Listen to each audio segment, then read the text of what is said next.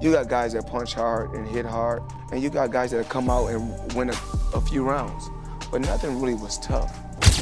Okay, a lot of people are saying that Usyk heavyweight run isn't a lot of fighters at heavyweight, of course, because he only fought, what's that, 1, 2, 3, 4, 5 fighters at heavyweight. So again, I think Oleksandr Usyk is an exceptional fighter, but you need to match him with someone that can actually match his work rate.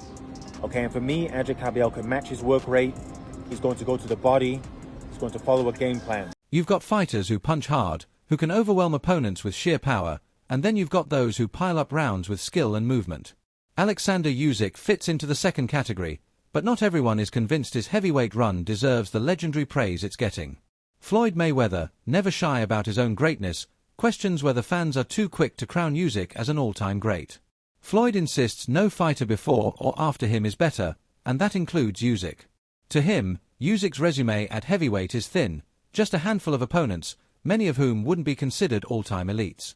While fans celebrate Usyk's brilliance, Mayweather sees him as overrated compared to the level of opposition he faced in his... At the end of the day, I'll let you know, there's no fighter that will ever be better than me. There's no fighter that wasn't better than me before me or after me or when I'm long gone. I'm the best. ...own career. Critics like Showbiz the Adult echo this view. They argue that Usyk's heavyweight victories don't stack up against the resumes of true legends. Yes, he beat Anthony Joshua and Tyson Fury, but outside of those two, Usyk's biggest wins came against Derek Chisora, Daniel Dubois, and Chaz Witherspoon, fighters far from the status of iconic champions. When compared to Evander Holyfield, who fought and beat the likes of Mike Tyson, George Foreman, Riddick Bowe, and Larry Holmes, or Muhammad Ali, who defeated virtually every top heavyweight of his era, Usyk's resume looks slim. Analysts, however, make a distinction. Saying that Usyk heavyweight run isn't a lot of fighters at heavyweight, of course, because he only fought, what's that, 1, 2, 3, 4, 5 fighters at heavyweight. But they saying that it's full of quality, right? I want you to understand, full of quality. Witherspoon isn't an all-time great heavyweight. His brother, Tim Witherspoon, you can argue. But Chaz Witherspoon, no. Derek Chisora is not an all-time great heavyweight. He's not. He's a fantastic competitor, but if you look at who he fought and look at who he lost to, Chisora is not an all-time great heavyweight. He's not. Dubois is not yet an all-time great heavyweight. Look at who he fought, who he struggled with, who he lost to. Dubois is not an all-time great heavyweight. So we're left with, when you say quality, we're left with Tyson the Gypsy King Fury and Anthony A.J. Joshua. Now, if you guys think that A.J. is an all-time great heavyweight, you can. I can understand that. I definitely can. There's an argument to be made. But Anthony Joshua, when you think about him and a lot of ops from other great heavyweights, Anthony Joshua lost to the likes of Ruiz, been knocked out by Ruiz, was knocked out by Dubois. Anthony Joshua, I'm not sure if you would consider him an all-time great heavyweight, but you can make an argument. Tyson Fury definitely can. So beating Tyson Fury twice is really Usyk's claim to fame. It's his thing. And they argue that Usyk shouldn't be measured solely by his heavyweight resume, but rather his overall skill set and pound-for-pound brilliance. His footwork, stamina, and ring IQ are unmatched in today's heavyweight division. He's a technician who makes world-class fighters look ordinary without even leaving second gear. While he may not yet belong alongside Ali or Holyfield in terms of heavyweight legacy, many see him as one of the greatest pound-for-pound fighters of the modern era. Daniel Dubois's recent loss to Usyk reignited these debates. Critics said Dubois failed to adjust, lacked a proper game plan, and neglected bodywork. But let's talk about Usyk. His performance was mwah. Okay, that's number one. And many of you say, well, Usyk is a top 10 all-time great heavyweight. I don't agree. Because Usyk has only had like 7 heavyweight fights. is very stacked within those 7 fights. But really, it's hard to put him past people who's had 30 plus, 40 plus fights and just had a career, a great all-time career at heavyweight. But what I can say is that Oleksandr Usyk is one of the greatest fighters, pound for pound, ever. And I put him on my Mount Rushmore today. So I don't have him as an all-time great heavyweight, but I do have him as an all-time great pound for pound fighter. And where do I put him there? Pretty damn high. That could have troubled Usyk. Legendary trainer Teddy Atlas tore into Du Bois's preparation, saying he came into the fight without strategy and allowed Usyk to dictate everything. While Usyk dominated, some argue his win looked even more impressive because Du Bois was so underwhelming on the night. Still, Usyk's technical dominance can't be denied. His jab against Du Bois snapped heads back like a whip, and his knockout counter left was devastating. He neutralizes opponents not with raw power, but with angles, movement, and precision. That's why he's now a 3-time undisputed champion, something no one... A bit harsh on Daniel Dubois after the fight, and I actually think I'm, being fair in being a bit harsh on him. I think Daniel Dubois is an exceptional fighter, but there is something, where it's a confidence thing. And I think Oleksandr Usyk, give him a lot of credit. His jab looked exceptional on Saturday.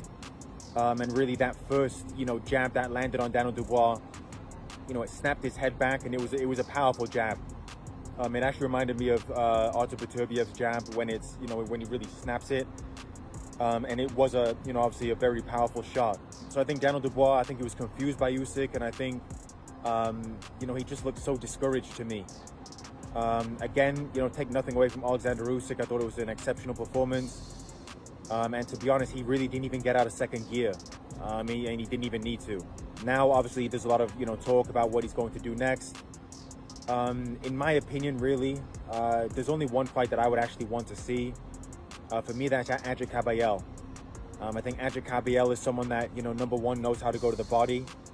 I think if Oleksandr Usyk does have a weakness, it is the body. I think Adrian Caballel can follow a disciplined game plan.